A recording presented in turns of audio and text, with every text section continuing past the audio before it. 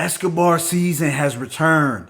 At 30 years in the game, Nasty Nas still shows no signs of slowing down whatsoever. What's good, y'all? It's your boy Mixtape Moth. Please take a moment to hit that like button and subscribe to the channel if you are rocking with this content. So Nas the GOAT, one of the foremost poets in the culture, is back with Hit-Boy for their highly anticipated trilogy, King's Disease 3. As I have mentioned in previous Nas and Hit-Boy reviews, it has been inspirational to see Nas going as hard and with the frequency that he has at this stage in his career. If you really think about it, ageism in hip-hop really isn't a thing, as there are many MCs in their 40s still rapping at a high level. But I think we could all agree that the run that Nas has been on is special, and it needs to be highlighted, especially considering that he's already been cemented as one of the GOATs, but he's still rapping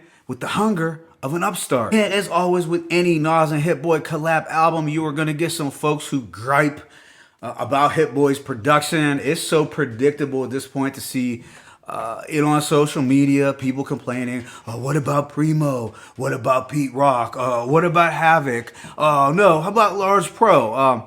Yeah, those are all legends, of course, but I'm pretty sure that ship has already sailed a long time ago. But getting right into King's Disease 3, it contains 17 tracks lasting approximately 52 minutes.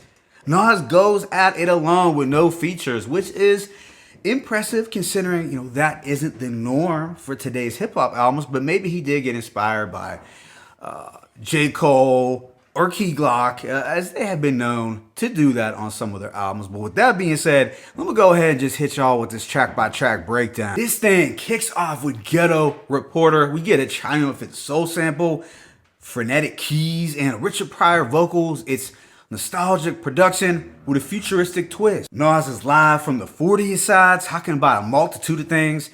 He sends a shot at the scumbag record execs with when the culture vultures swooped down, they started exploiting the sound. They drew up contracts for our dudes, Drew Hill to Drew Down. He also speaks on his desire for kings to evolve and to not succumb to the pitfalls of King's Disease. Yeah, I'd say out of the three intros from this series, this would be my favorite because I like the intensity of Nas's delivery and the lively production. Track 2, Legit, continues on this up-tempo vibe with a dusty soul sample and neck-snapping pianos. This beat actually samples an excerpt from the 5 Heartbeats movie with Eddie Kane singing. Nas talks about being surprised that he escaped the madness of QBC. You know, he made it out the belly of the beast and went legit. He urges young folks to do the same and to legitimize all your hustles before the gavel hit, because you don't want to get hit with the RICO or get caught up with the DEA. So I like the motivation and the game that he was giving to the youth, and I thought this was a clever sample choice. Track 3,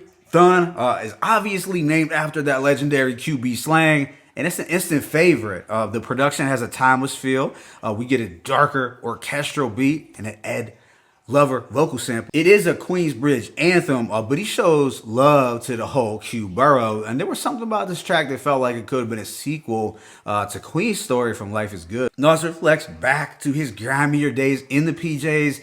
And even though he hasn't been on a train in some decades, he can still hear the wheels of the tracks. This song has the bars that I've seen a lot of people post on social media. No beef or rivals, they playing ether on title. Brothers can do anything when they decide to. In a Range Rover, dissecting bars from Takeover. Sometimes I text Hov like, dude, this ain't over. Laughing. It's like he's playing, but then he's not. Overall, this was one of the standouts, and I'd even go as far as saying that if you aren't feeling this track, then you're not really a Nas fan deep down, and you actually hate Queen's rap. Real shit. The following, Michael and Quincy, is a banger with a lot of beat variations. Hit-Boy definitely kept us on our toes with the instrumental change up, and I do like the placement of this track right after the cinematic feel of Thun. But the Hit-Boy haters are going to be so mad that Nas compares their run to that of Michael Jackson and Quincy Jones. On this one, Nas talks about witnessing trauma growing up in QB. He also has some political bars. America's a baby that's teething, shitting on itself, crying for its next feeding. As odd as it gets, it was not even a toddler yet. Gang members got nothing on these congressmen. And I like the witty lines at the end. Know some money getting thugs that could buy the Beatles pub. That's what I really call copping white and reading up. And obviously that's in reference to Michael Jackson buying the Beatles published. Next is 30, which has a glorious and regal trap beat. Nas does a slight double time flow here, talking about his reign for nearly 30 summers.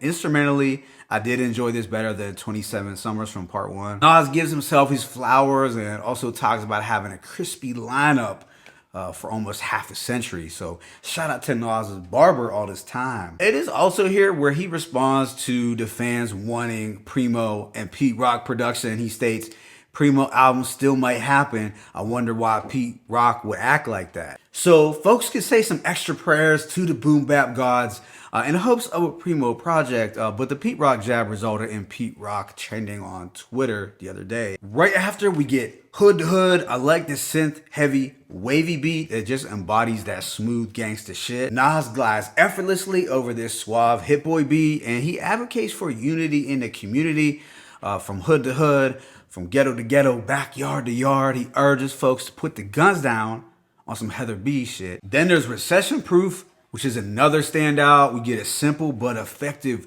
drum riff that's very funky. It's had nodding production that's nostalgic. Nas paints a vivid picture of his come up, reflecting back on his hustling schemes with his brother Jungle. On a filthy night, my man was serving a custody under my mom's window, wanted to murder this dummy. If she caught us down there raking this dirty money, it'll be ugly. So even though he came in the game with those street dreams, he advises the seeds to invest in themselves and to not make sloppy moves. And that's really the only way that you can be recession proof. Afterwards is Reminisce, another standout with a slick Mary J. Blige sample. Hit-Boy's production here is very crisp and dreamy. Nas is in his reflective mode once again. I went for the cash grab.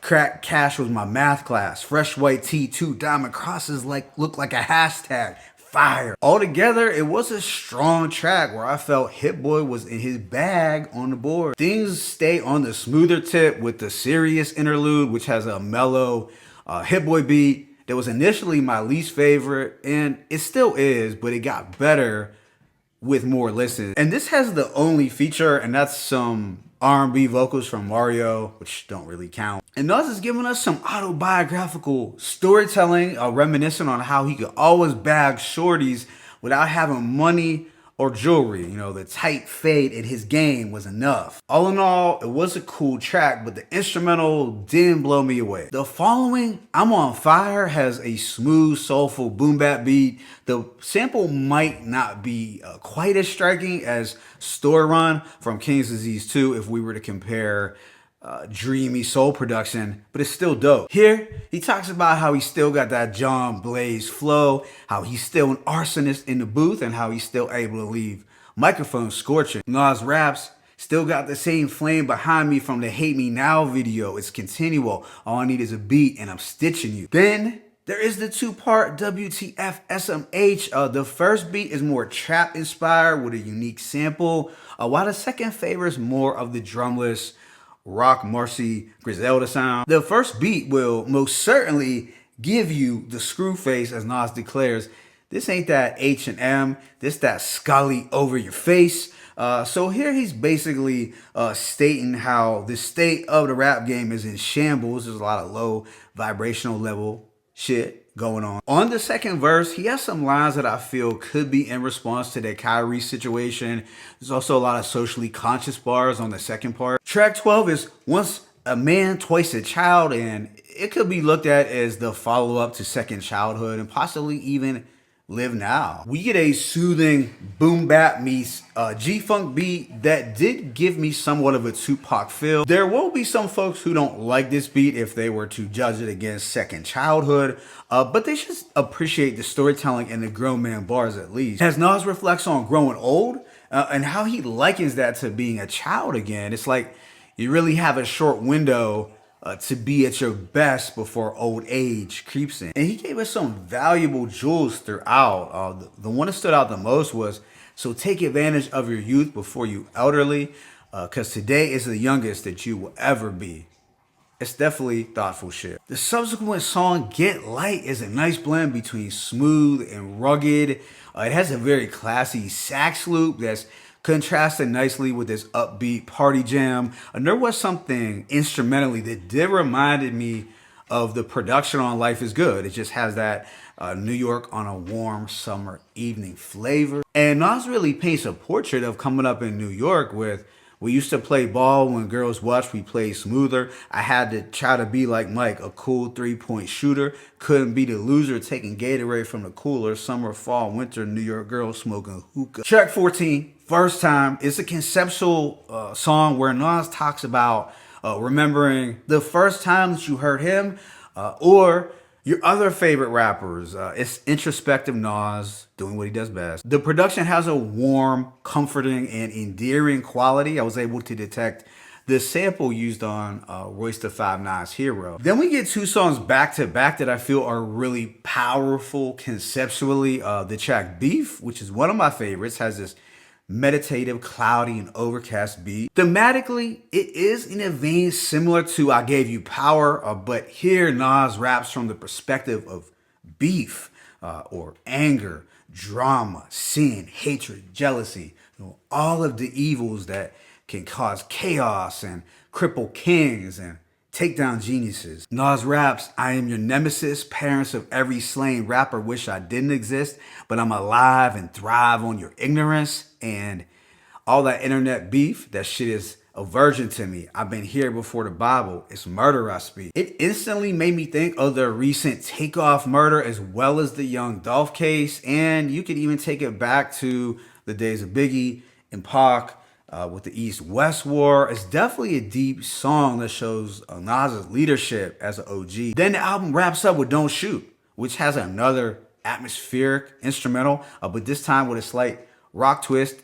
and a beat shift. Here, Nas makes a heartfelt call to stop the violence. It reminds the youth not to shoot these messengers of hope. He definitely closed it out with some poignant words, encouraging the younger generation to look deep inside themselves as they are the cure for their own King's disease, kind of like he did on that track, Find Your Wealth, Find the Diamond Inside. He also mentions imagining a world where no man is killed in the next 10 years, the next 30 years. It's very powerful, responsible content again. The bonus track, Till My Last Breath, is a trumpet-laced banger that did feel like a part two to Spicy. It kind of stuck out like a sore thumb at the end of, but it did feel like a solid attempt at a summertime New York anthem. I did like the verses, the production. My only issue was with the refrain where he said, and we all about this shmoney. Yeah, I could have done without that as it just sounded a bit cringy. So overall, I give this album a rating of 4.5 mics. I'd probably view the production at a 4. While Nas's performance was at like a strong 4.5 to a 5. What did impress me the most about this album was Nas's rapping, his flow, breath control, bars, storytelling, wordplay, and the fact that he had no features without it sounding monotonous. And Nas was rapping on some of these tracks like someone with the urgency of having 24 hours to live. I also liked how he kept coming back to this King's disease theme. I appreciate the grown man, thoughtful game that he was giving out, and it's only right for him to do so as an OG, but you'd be surprised how many older rappers can still mislead. As far as the production, I would say it is dope, but the beats did take a backseat to Nas, well, which was probably intentional. Instrumentally, there weren't as many lush or instantly ear-catchy beats as on 1 and 2, but the production did give Nas even more room to do damage with his pen as he bodied these beats, really rapping, showing us at age 49 that his true passion is still rapping, and he's showing us why he's one of the best to ever do it. I also think that it was a great way to possibly close out the series, although it may still continue. Yeah, at the end of the day, Nas and Hit-Boy really gave us 4 strong projects in a little over 2 years' time. My favorite tracks include Legit, Thun, Hood to Hood, Recession Proof, Reminisce. WTF, SMH, Get Light, Beef, and Don't Shoot. Let me know what you thought about this album in the comment section. It's your boy Mixtape Moth. Please hit the like button and subscribe to the channel. As always, it's peace and blessings. Nas, Hit-Boy, King's Disease 3, 1.